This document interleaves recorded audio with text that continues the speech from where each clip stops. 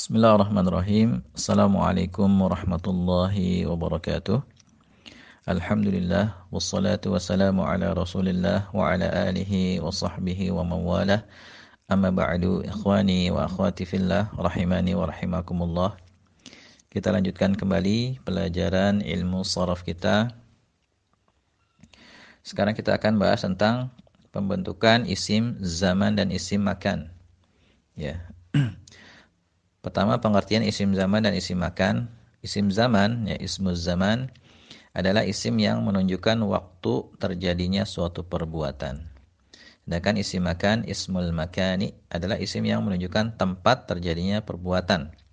Contoh, maktabun, ya bisa diartikan tempat atau waktu menulis. Majlisun, tempat atau waktu duduk, ya melakukan kegiatan duduk. Yang kedua, cara menerjemahkan isim zaman dan isim makan. Isim zaman biasanya diterjemahkan dengan kata-kata waktu. Ya, waktu menulis, waktu duduk, waktu makan, dan lain sebagainya. Sedangkan isim makan biasa diterjemahkan dengan tempat. Ya, tempat menulis, tempat sholat, tempat sujud, dan lain sebagainya. Ya, bisa dilihat ya kembali di contoh yang disebutkan tadi. Ya.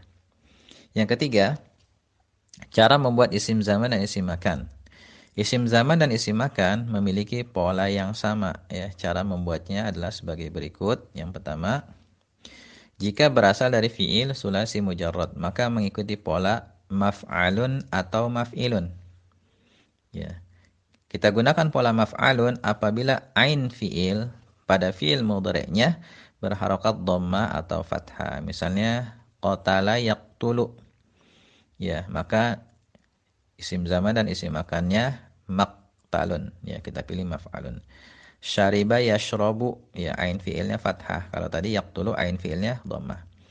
Maka ya isim zaman dan isim makannya polanya maf'alun menjadi masyrabun. Kemudian dipilih pola maf'ilun itu apabila ain fiil pada fiil mudhari'nya berharokat kasrah. Misalnya jalasa yajlisu. Ya, huruf lam itu ain fiil kasrah sehingga isim zaman dan isim makannya berpola maf'ilun menjadi majlisun. Ghasala yagsilu menjadi magsilun. Ya. Kemudian yang kedua, jika fiilnya selain sulasi mujarrad, maka bentuknya sama dengan isim maf'ulnya. Baca kembali cara pembentukan isim maf'ul. Jadi sama persis ya pembentukannya. Ya. Akhraja yukhriju mukhrajun, ya sama mukhrajun. 'Allama yu'allimu mu'allamun. Istama'a yastami'u mustama'un. Ta'allama yata'allamu muta'allamun. Istaghfara yastaghfiru mustaghfarun. Ya. Pola isim zaman dan isim makan lengkap bisa dibaca di tabel 22 bab tasrif inti mendatar di bagian lampiran. Kemudian ada catatan di sini yang pertama, ya, karena isim zaman dan isim makan berpola sama, maka cara membedakannya ialah dengan melihat konteks kalimatnya. Ya, kita lihat nanti susunan katanya dalam kalimat. Apakah lebih tepat diartikan waktu atau tempat? Ya, kita kaji dulu. Ya. Misalnya di sini ada kalimat hadzal babu madkhalut talamizi wal ana madkhaluhum. Kita terjemahkan pintu ini adalah tempat masuk murid-murid dan sekarang adalah waktu masuk mereka. Ya, madkhalu pada ya bagian awal kita terjemahkan tempat ya karena di situ sebelumnya disebutkan hadzal bab ya tempat. Sedangkan setelahnya madkhaluhum itu waktu masuk karena sebelumnya ada kata-kata wal ana. Jadi kita kaji dulu kalimatnya secara keseluruhan. Oleh karena itu penting ya bagi kita untuk memperbanyak kosakata supaya kita bisa ya memahami maksud dari sebuah kata atau makna dari sebuah kata. Kemudian yang kedua catatan ya, isim zaman dan isim makan ada yang menyalahi kaidah umum. Ya, menyalahi kaidah umum pembentukannya. Misalnya sajada dan gharaba. Ya. Sajada sujud, ya gharaba terbenam. Ya, mestinya isim zaman dan isim makannya adalah masjadun dan maghrabun. Ya, sajada yasjudu, ya gharaba yaghrubu kan mestinya. Ya, maf'alun masjadun maghrabun. Namun yang dikenal ya, yang masyhur dari orang Arab adalah masjidun dan maghribun. Ya, jadi kita ikuti saja ya orang Arab ya. Kita pilih yang masyhur. Ya, demikian ya pembahasan tentang isim zaman dan isim makan. Silakan antum kerjakan latihannya. Wallahu a'lam bishawab.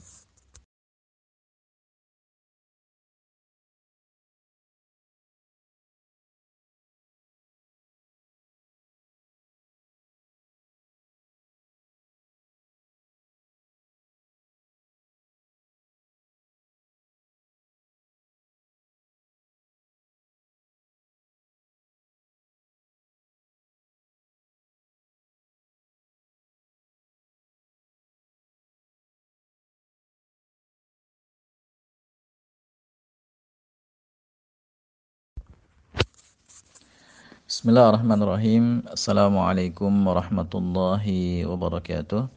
Alhamdulillah wassalatu wassalamu ala Rasulillah wa ala alihi wa sahbihi wa mawalah. Amma ba'du, ikhwani wa akhwati fillah rahimani wa rahimakumullah. Kita lanjutkan kembali pelajaran ilmu sharaf kita. Sekarang kita akan bahas pembentukan isim alat. Ya, yang pertama ya ismul alati, ya pengertiannya isim alat adalah isim yang menunjukkan alat untuk melakukan suatu perbuatan.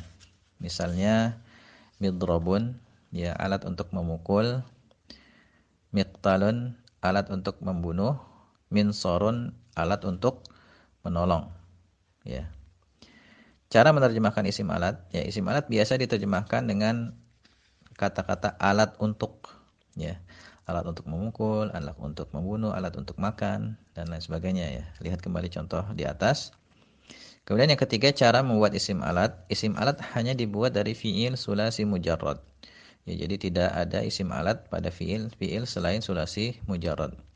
Bentuk pasti dari isim alat haruslah merujuk pada perkataan orang Arab ya. Namun jika kita belum mengetahui bentuk pastinya, kita bisa membuat isim alat dengan mengikuti pola mif'alun ya, seperti midrobun, miqtalun, minsorun. Jadi dalam tasrifan digunakan pola mif'alun. Cuman pastinya kita harus merujuk ke kamus ya. Lebih tepatnya apa isim alatnya. Nah, di sini diberikan contoh variasi bentuk isim alat. Ya, misalnya pola mif'alun, migzalun ya alat pemintal, misqobun alat pelubang, mi'walun ya cangkul.